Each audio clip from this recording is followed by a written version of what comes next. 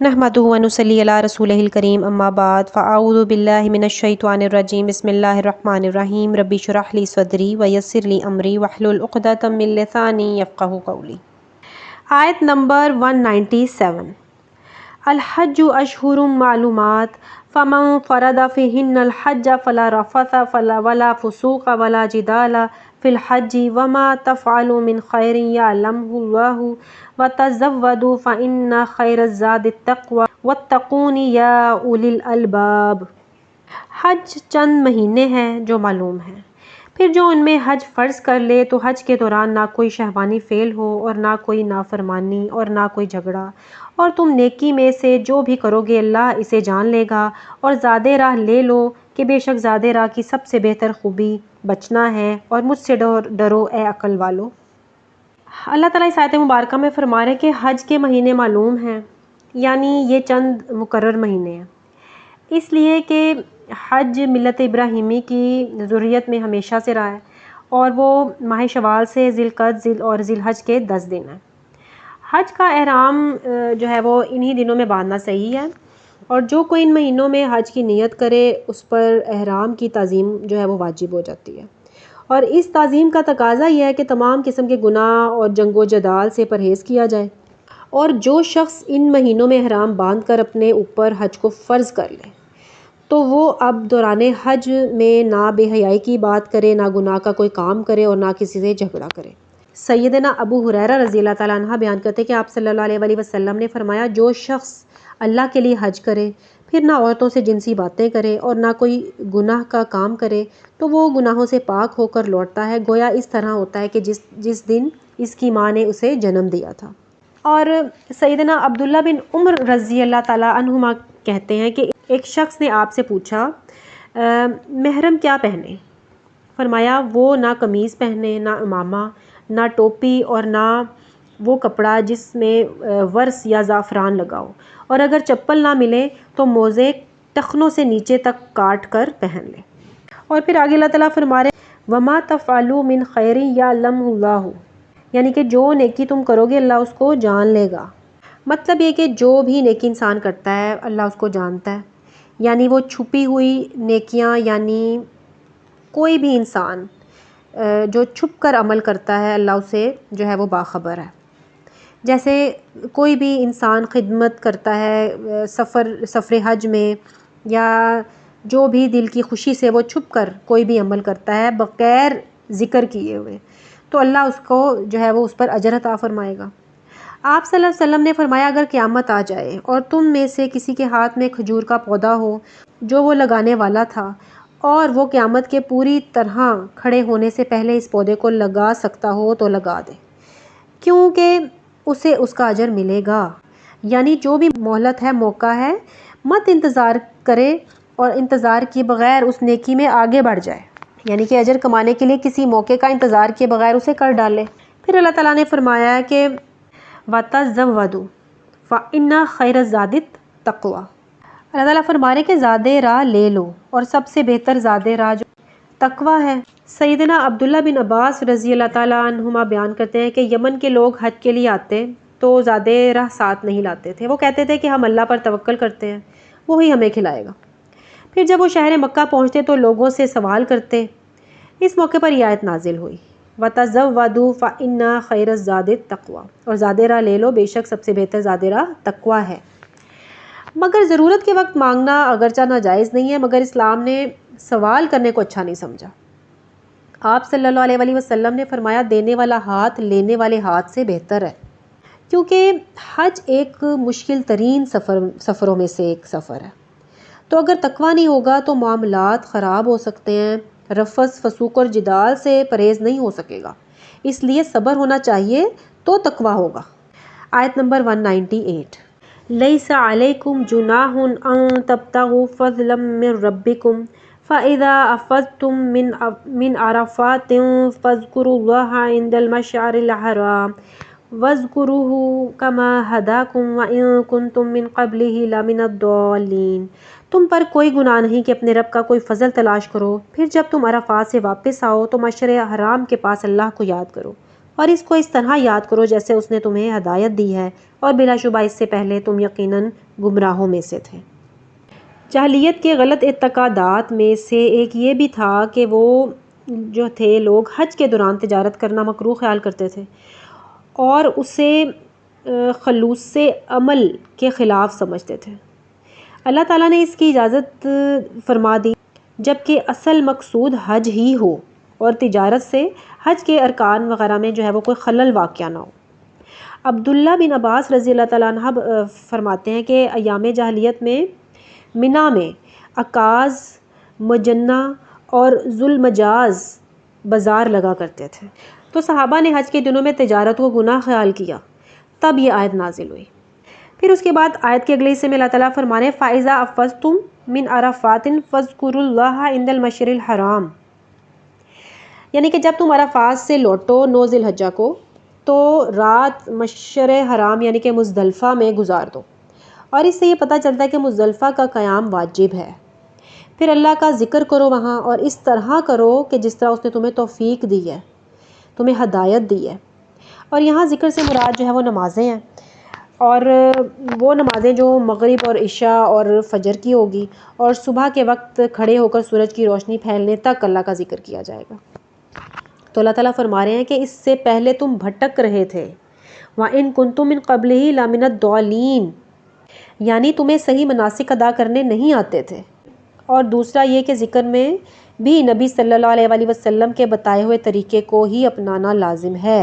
یعنی کہ مسنون اذکار کا کرنا لازم ہے حج کے دوران۔ آیت نمبر 199، ثم افیدوا من حیث افاد الناس واستغفروا اللہ ان اللہ غفور رحیم، پھر اس جگہ سے واپس آؤ جہاں سے سب لوگ واپس آئیں، اور اللہ سے بخشش مانگو، بے شک اللہ بے حد بخشنے والا نہایت رحم والا ہے۔ یعنی کہ عرفات جانا اور وہاں وقوف کر کے واپس آنا ضروری ہے، لیکن عرفات چونکہ حرم سے باہر ہے اس لیے قریش مکہ عرفات تک نہیں جاتے تھے، بلکہ مزدلفہ سے ہی وہ واپس لوٹ آتے تھے۔ اس لیے یہ حکم دیا جا رہا ہے کہ جہاں سے سب لوٹ کر جو ہے وہ واپس آتے ہیں وہیں سے لوٹ کر آؤ، یہاں یعنی کہ عرفات سے۔ سیدہ عائشہ رضی اللہ تعالیٰ عنہما بیان کرتی ہیں کہ قریش اور ان کے ہم مذہب مزدلفہ میں وقوف کیا کرتے تھے اور اپنے آپ کو حمص کے نام سے موسوم کیا کرتے تھے، جبکہ دیگر تمام عرب عرفات ہی میں وقوف کیا کرتے تھے۔ جب اسلام آیا تو اللہ تعالیٰ نے اپنے نبی صلی اللہ علیہ وآلہ وسلم کو حکم دیا کہ آپ بھی عرفات جائیں اور وہاں وقوف کریں، پھر وہاں سے واپس آئیں۔ اس آیت کے ثم افیضوا من حیث افاض الناس کے یہی معنی ہے۔ پھر اللہ تعالیٰ نے فرمایا واستغفروا اللہ ان اللہ غفور رحیم، یعنی کہ اللہ بے شک نہایت رحم کرنے والا اور بخشنے والا ہے۔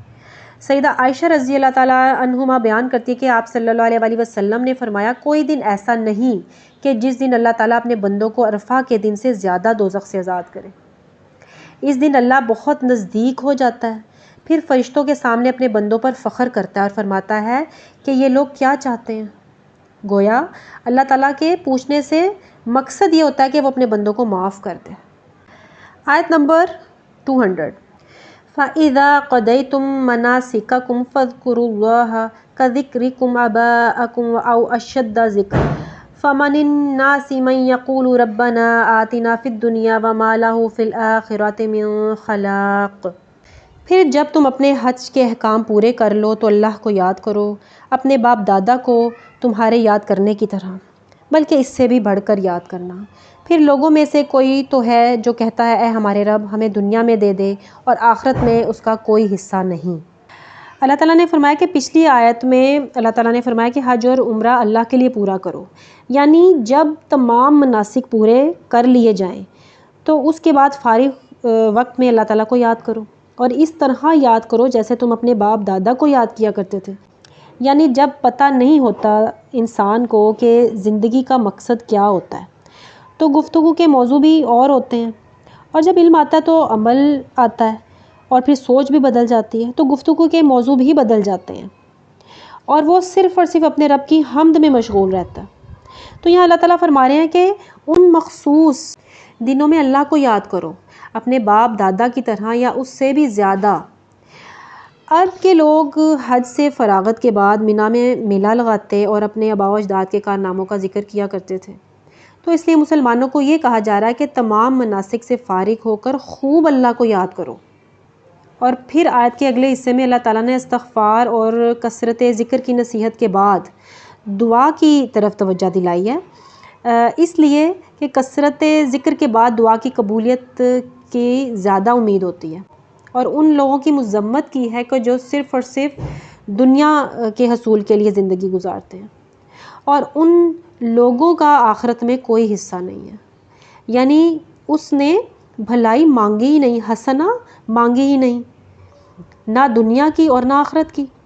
سیدنا انس رضی اللہ تعالیٰ عنہ بیان کرتے ہیں کہ آپ صلی اللہ علیہ وسلم نے ایک مسلمان کی عیادت فرمائی جو پرندے کے بچے کی طرح یعنی کہ ہڈیوں کا ڈھانچہ ہو گیا تھا۔ آپ صلی اللہ علیہ وسلم نے اس سے پوچھا، کیا تم اللہ سے کوئی دعا یا سوال کیا کرتے تھے؟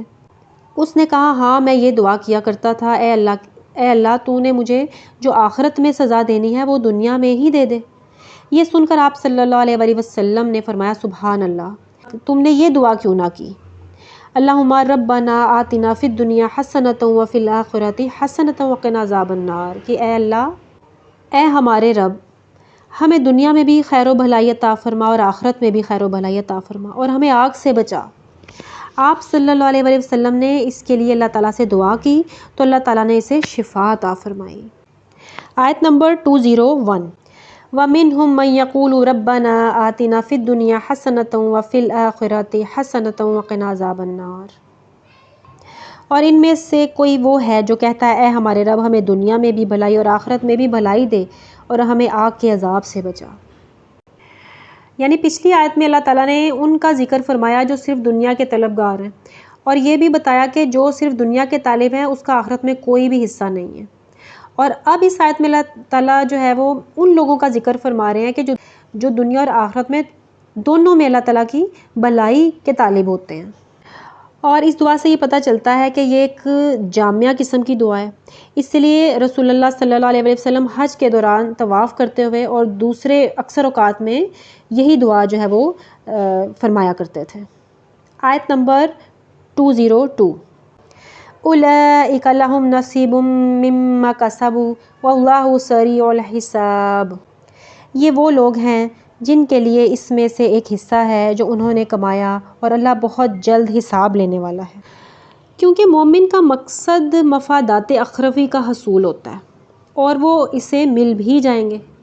لیکن دنیا کی زندگی کے مفادات بھی اس کے لیے ممنوع نہیں ہیں، بلکہ اس میں سے بھی اتنا حصہ اسے ضرور ملے گا جتنا اللہ تعالیٰ نے اس کے مقدر میں لکھ کر رکھا ہے، لہٰذا ایسے لوگ ہی بہرحال فائدے میں رہتے ہیں۔ آیت نمبر 203، وَاذْكُرُوا اللَّهَ فِي أَيَّامٍ مَّعْدُودَاتٍ فَمَن تَعَجَّلَ فِي يَوْمَيْنِ فَلَا إِثْمَ عَلَيْهِ وَمَن تَأَخَّرَ فَلَا إِثْمَ عَلَيْهِ لِمَنِ اتَّقَىٰ وَاتَّقُوا اللَّهَ وَاعْلَمُوا أَنَّكُمْ إِلَيْهِ تُحْشَرُونَ، اور اللہ کو چند گنے ہوئے دنوں میں یاد کرو، پھر جو 2 دنوں میں چلا جائے تو اس پر کوئی گناہ نہیں، اور جو تاخیر کرے تو اس پر بھی کوئی گناہ نہیں، اس شخص کے لیے جو ڈرے، اور اللہ سے ڈرو اور جان لو کہ بے شک تم اسی کی طرف اکٹھے کیے جاؤ گے۔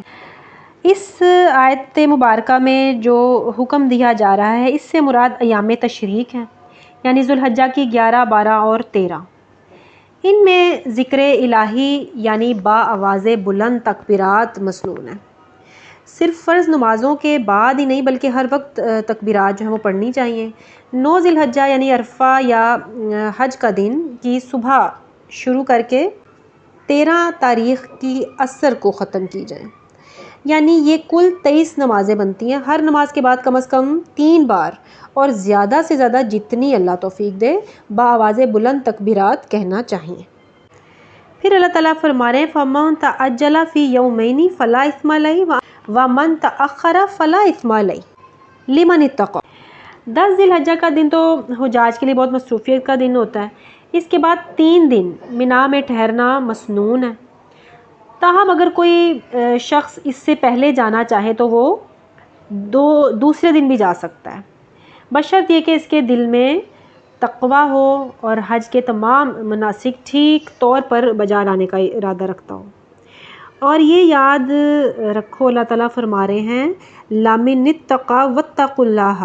واعلموا انکم الیہ تحشرون، کہ جان لو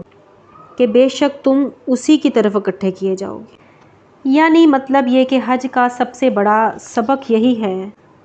کہ یہ تمہیں آخرت میدان حشر کی یاد دلاتا ہے، اور یہ یاد دلاتا ہے کہ تم ایک نہ ایک دن اللہ کی طرف ضرور اکٹھے کیے جاؤ۔ اللہ تعالی ہمیں تقوی کی دولت نصیب فرمائے، آمین یا رب العالمین۔ سبحانک اللہم و بحمدک، اشہد ان لا الہ الا انت، استغفرک و اتوب الیک۔